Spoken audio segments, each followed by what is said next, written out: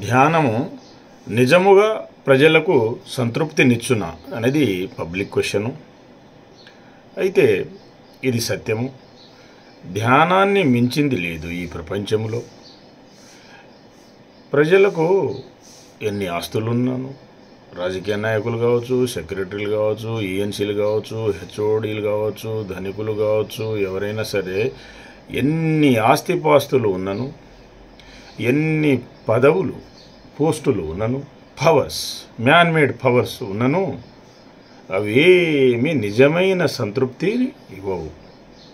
అవన్నీ తాత్కాలికం, డెల్యూషన్స్, భ్రమ.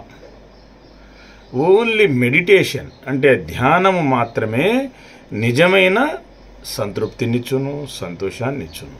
ఇది సత్యం. నమస్తే. May God bless you.